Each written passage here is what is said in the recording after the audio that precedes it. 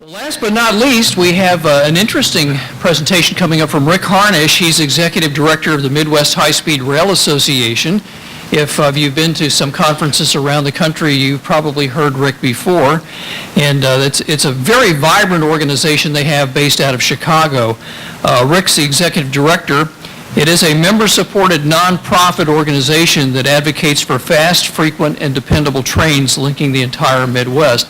Rick and his organization, kind of like what we do down here with Texas Rail Advocates and our board members who work real hard at what we do, been advocating for trains in the Midwest and actually have resulted in increased Amtrak service in certain corridors, Chicago-St. Louis, Chicago to Carbondale.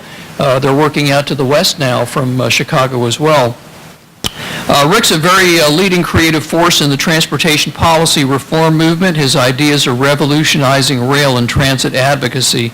And through the Midwest High-Speed Rail Association, he's mobilized nearly 40,000 advocates. Now, we could probably do a little bit better here in Texas, so we're going to have to get cracking on that. He's educated thousands of government and business leaders and helped elevate high-speed rail and intercity passenger rail on the national stage. Please welcome Rick Harnish. Any of this water, or is this available for me? We don't know. Okay.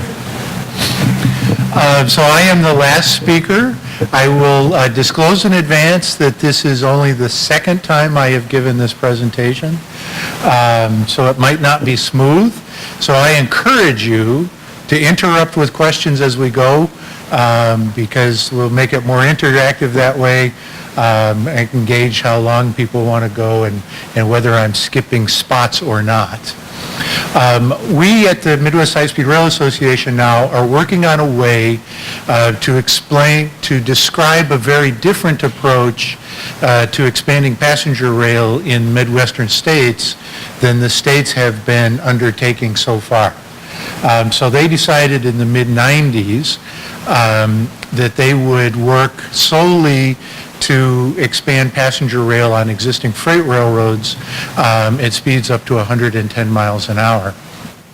The assumption was in the 90s that it would be inexpensive to do that, and that you would get much of the value from high-speed rail for a much lower cost.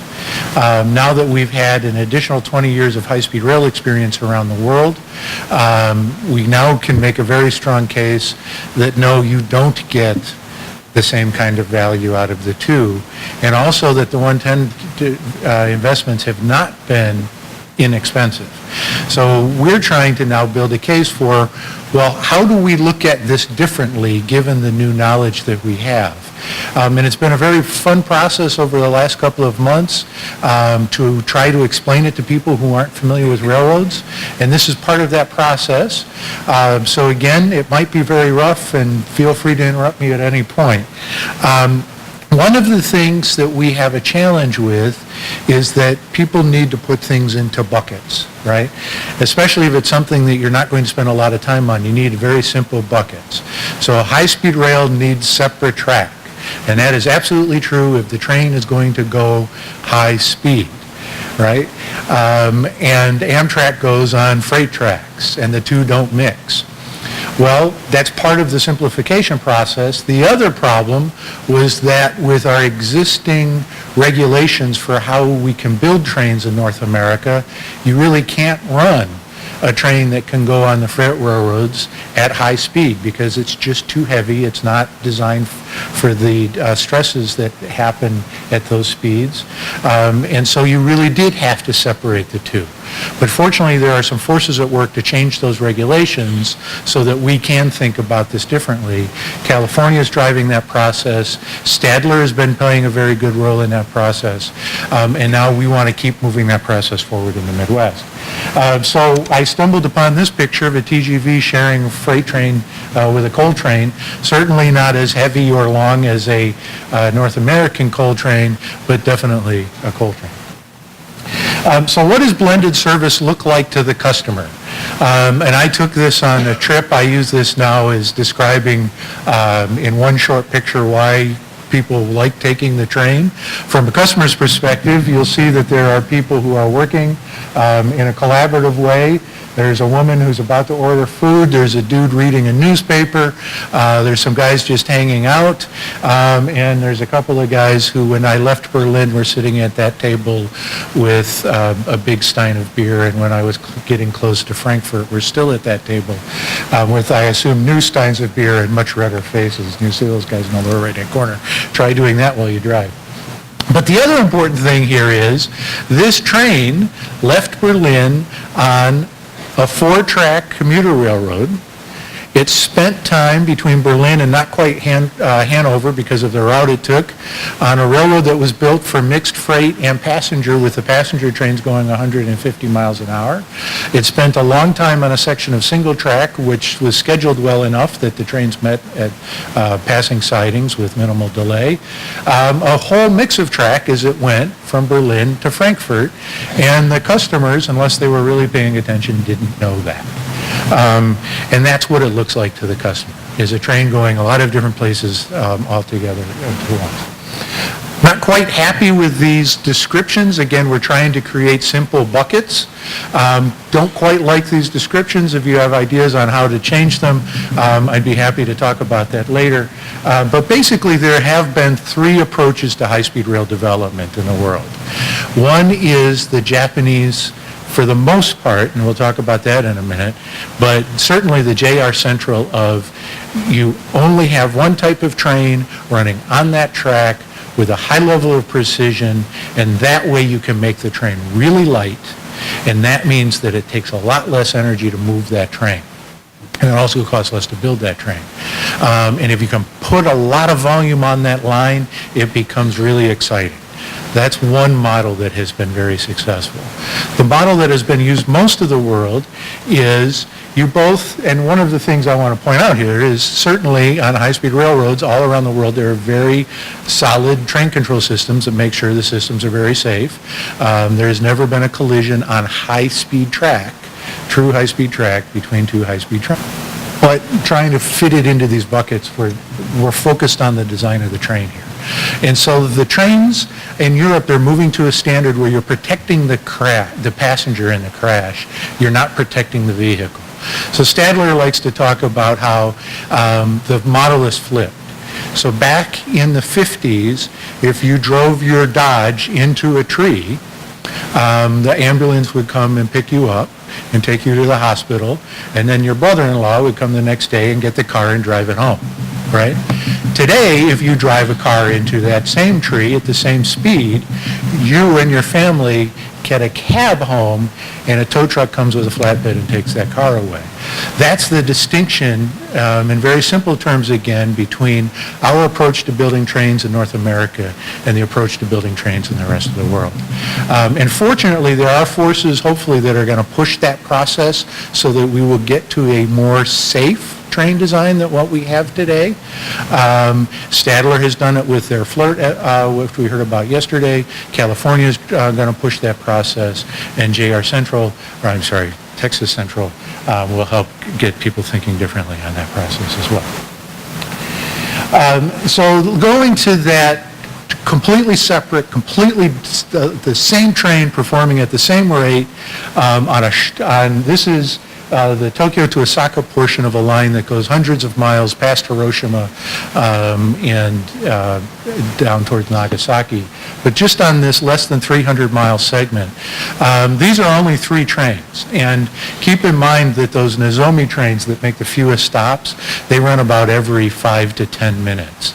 But right around the top of the hour at noon, you'll see there are 3 trains departing from Tokyo Central Station, and they're providing different levels of service at different cost.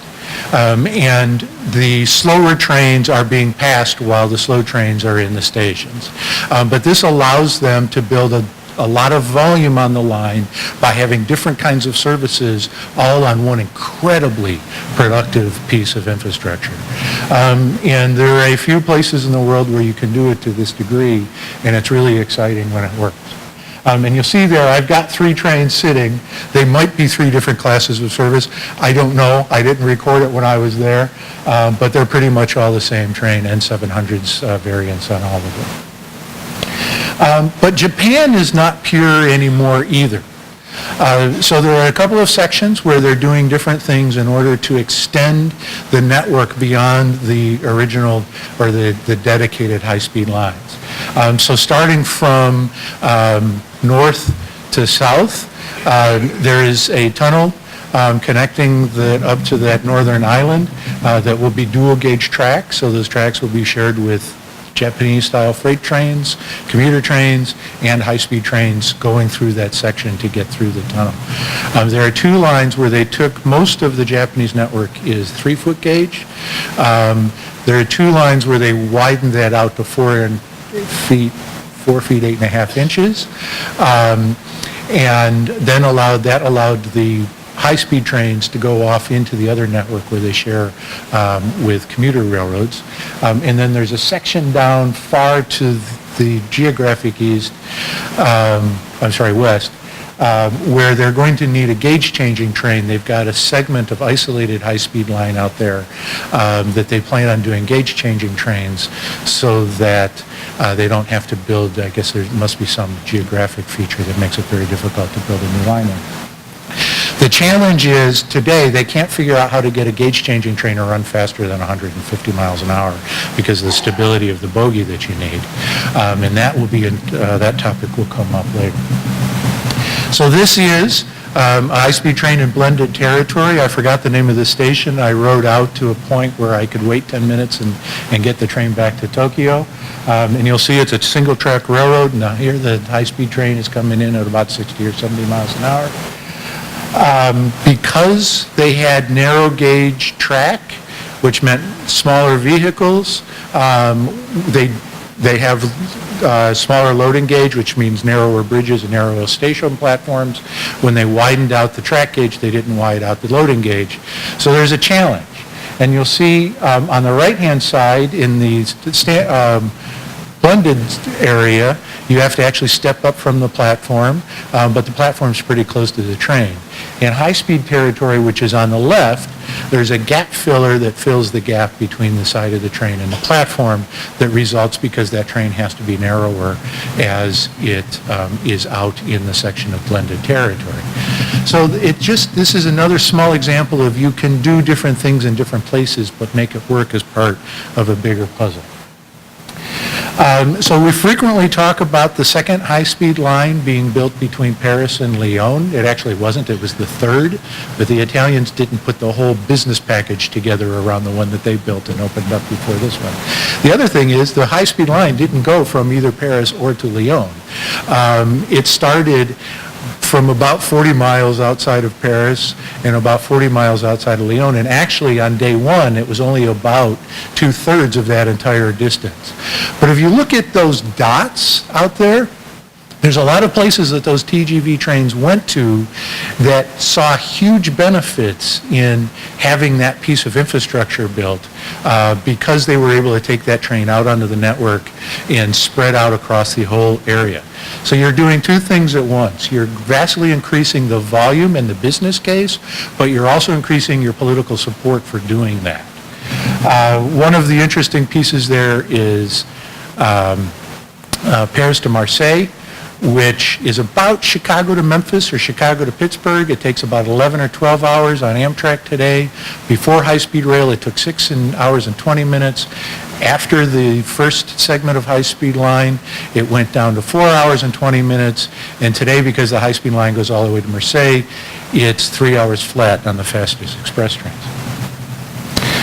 One of the keys to this is having a train that can both perform very well at high speed and perform very well on bad track.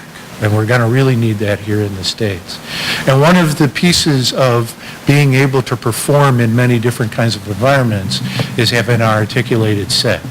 And we're working on a separate piece that explains how train dynamics work. But this is a TGV derivative that's operating today in Korea. And that's the French network as it is today. The thick purple is where there's a high-speed line. The thin purple is where a TGV train is operating. So you see they've got TGV service all over the country with just a few spines of actual high-speed line. South Korea used a similar strategy where they use a very high-volume commuter railroad to get into town. And I bring that up because that's relevant in Chicago. Germany took a very different approach, where most of their high-speed lines were actually built to be mixed freight and passenger at a maximum speed of 150.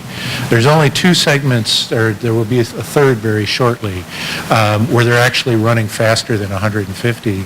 And this one here between Frankfurt and Cologne, again, it doesn't go all the way to Frankfurt or to Cologne, but it's the only segment where it's only high-speed trains going at 200 miles an hour. And there it is out in the countryside, and we use this to explain that there really isn't much impact to the country compared to a highway. And that's what their network looks like today. But they have a grid network established where, because there's incredibly frequent service on all of these routes and the connections are well timed, they build volume by having a lot of connectivity in the network and allowing people to use different segments in different ways. So it's a completely different approach than either Korea, Spain, which we'll talk about in a minute, or France have taken.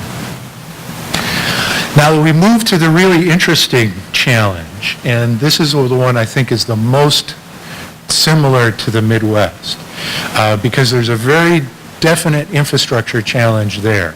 There they have different gauges, their conventional network is 5 Iberian feet, which is a little bit bigger than 5 feet, and their high-speed network is 4 feet, 8.5 inches. So if you're going to do blended service, you've got to have the ability for this train to go between one and the other. And this is the machine that a Talgo train will use in order to change gauge between the two networks. And it's very similar here because it's very likely that we won't be able to get a train that can go on the very bad track that we have and also go 200 miles an hour. So that's, in this case, that's where the Spanish similarity comes in. So what they need to do to provide those 3 levels of service that I talked about between Tokyo and Osaka, they actually have to have different trains because each train serves a different type of role. So you've got the trains that go 200 miles an hour, and that's on your left. They call it the branding of that so that people can understand the difference of it when they're buying a ticket is AVE.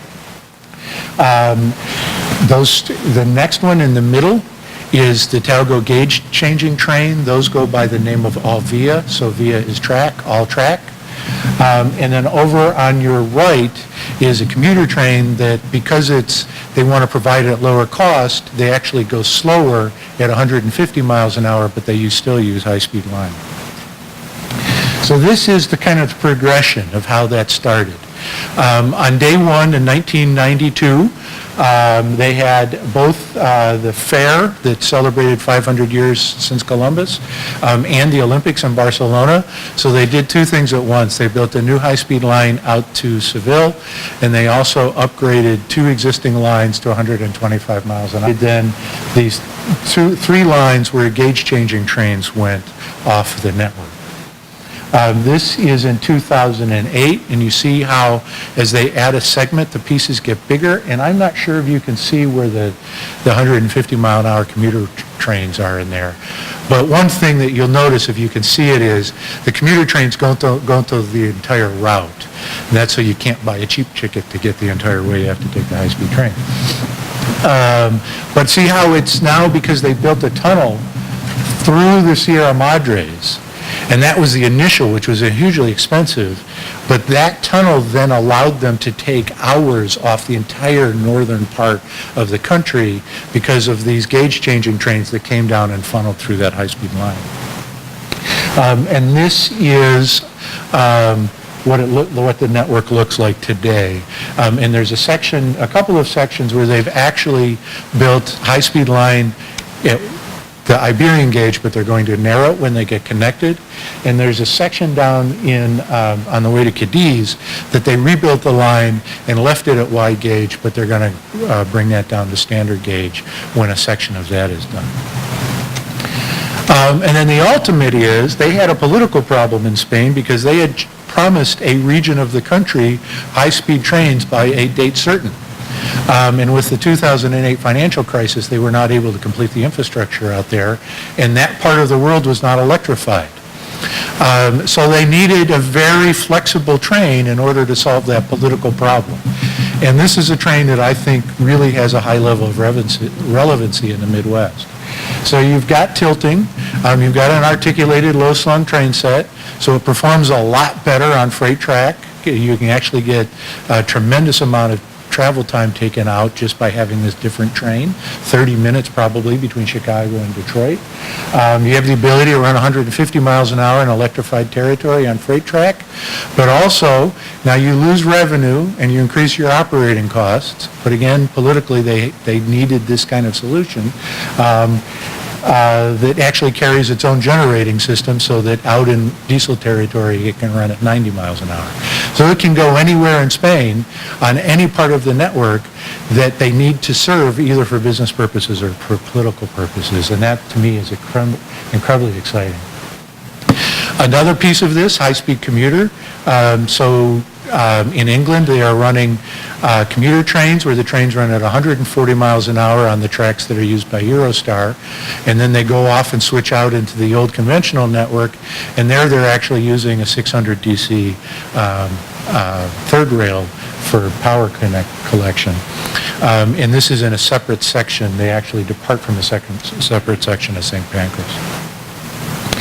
And then there's some opportunities to use these experiences in California. The first is they're rebuilding Caltrain in order to bring it up to closer to European standards for the rolling stock design, to electrify it, and then they will share high-speed and commuter service for that last access into San Francisco. With some additions today there are 4 track sections where commuter trains, express commuter trains are overtaking local commuter trains. They're going to be extending that so that high-speed trains can overtake the commuter trains as well. And that brings us to Chicago in my hometown. And there is a 4-track electrified railroad that has 0 grade crossings for the first 40 miles out of the city. It's publicly owned by a publicly owned and controlled railroad. That is a huge asset that the city has that hasn't been considered previously as a high-speed rail asset because of this putting things into categories. And this is a commuter railroad, it's not an intercity railroad, right? It also has, and you might be able to tell where over on the far right there are 2 tracks that used to be high speed in the 20s, so 110 miles an hour from farther on by having blended service, and they didn't look at how you could do it piecemeal. So that's what we're trying to build the case for now and try to figure out how to explain this to policymakers quickly. We're not quite there. This is the closest we've got in terms of the diagram. It actually probably, the market shed becomes much bigger than this, but now with some sort of blend, very much alongside the Spanish model, now you've got this huge market shed and the ability to do segment by segment. So rebuilding that existing commuter railroad to get you to the loop, rebuilding another commuter railroad with separate diesel and electric tracks that get you from the loop to O'Hare. That gets you up to the airport without digging the new tunnels that the U of I assumed. Getting as far as Champaign or probably Springfield, and then running blended service beyond that. Upgrading the railroad between Indianapolis and Cincinnati is really, really straight. Has very little freight track. Perhaps you can do a deal with the owner of that to rebuild it. It becomes a much more exciting proposal moving forward, and that's what we're looking to develop as a new model for moving high-speed rail forward, and also conventional service in a much more dynamic way. So that's a brief overview of what we're trying to put together. If you have ideas on how to help us build that case, we can talk later, or if you have any questions now, I'd be happy to take them. Yes? What's that 110 mile an hour service now? There is,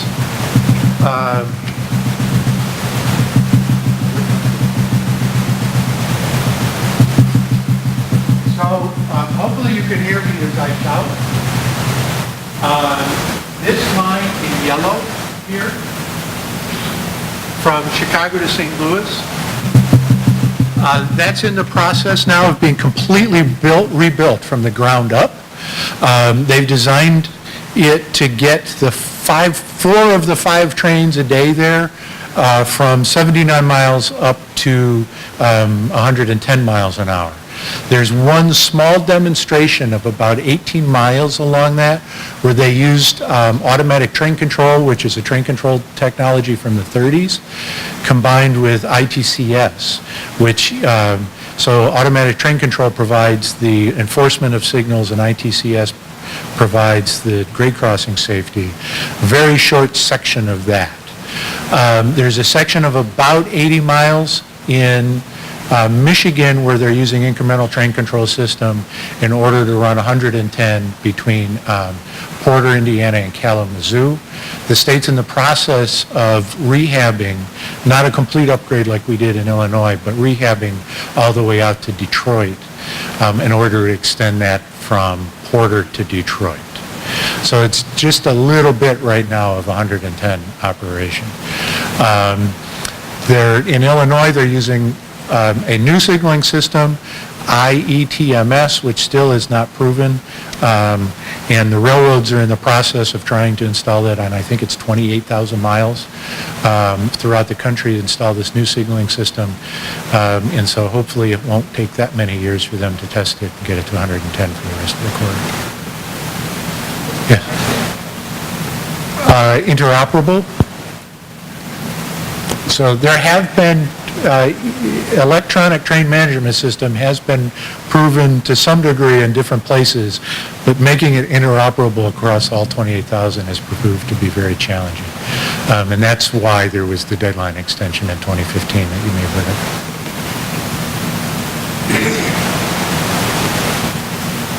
Excellent. So I think that's it.